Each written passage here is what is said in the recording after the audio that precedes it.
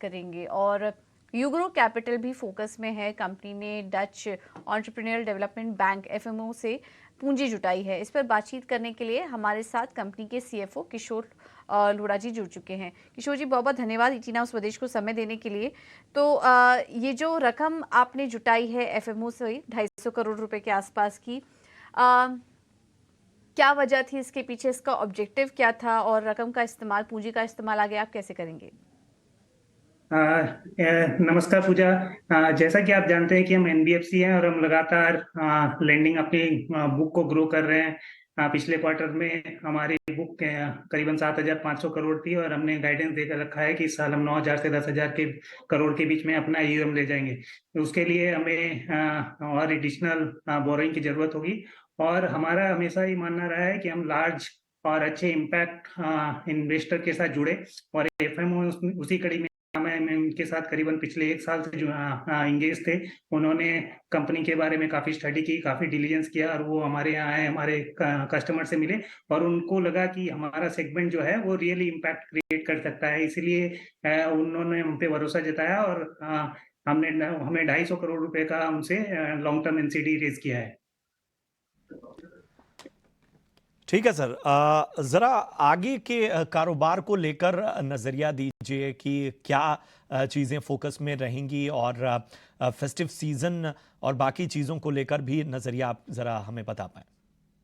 व्यापक तौर पर ये देखेंगे तो हम तो सिर्फ इंडिया स्टोरी पे ही काम करते हैं। तो हम जो सेक्टर एक्सपोर्ट से जुड़े क्षेत्र हैं एमएसएमई में, हम उनके साथ हम नहीं जुड़े हुए हैं।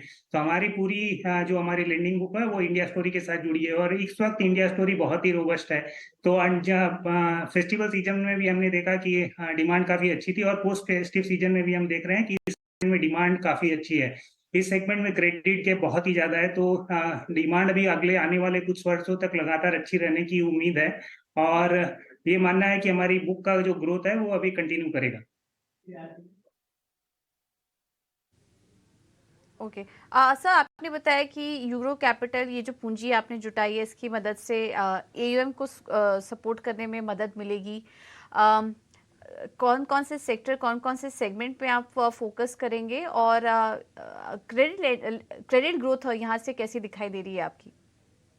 हम तो सिर्फ एमएसएमई सेगमेंट में ही लेंडिंग करते हैं, और एमएसएमई इंडिया का सबसे बड़ा बोरिंग सेगमेंट है। और इसके अलावा ये इंडिया में एग्रीकल्चर के बाद सबसे बड़ा रोजगार का क्षेत्र है, जहाँ से सबसे बड़े रोजगार आते हैं। करीबन 11 करोड़ लोगों को ये सेगमेंट रोजगार देता है।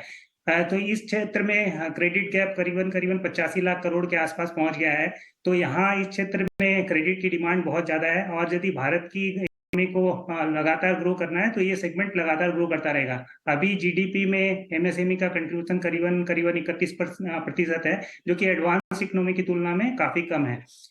एडवांस इकोनॉमीज को हम देखें तो जीडीपी में एमएसएमई सेगमेंट का ग्रोथ करीबन कंट्रीब्यूशन करीबन करीबन 50% होता है। तो इसलिए इस लिहाज से देखा जाए तो अगले कुछ सालों में एमएसएमई का ग्रोथ बहुत ज्यादा होना चाहिए, और ये लगातार डबल डिजिट में ग्रो करता रहेगा। तो उस हिसाब से ग्रोथ को लेकर हम बिल्कुल भी आश्वस्त हैं। ठीक है किशोर जी, बहुत बहुत धन्यवाद आपका समय देने के लिए। हमेशा की तरह आपसे बात करके अच्छा लगा, और अपने पूंजी जुटाने को लेकर और आगे की योजनाओं पर भी बात करने के लिए बहुत बहुत धन्यवाद आपका। तो ये थे यूग्रो कैपिटल के मैनेजमेंट सीएफओ किशोर जी हमारे साथ जुड़े थे।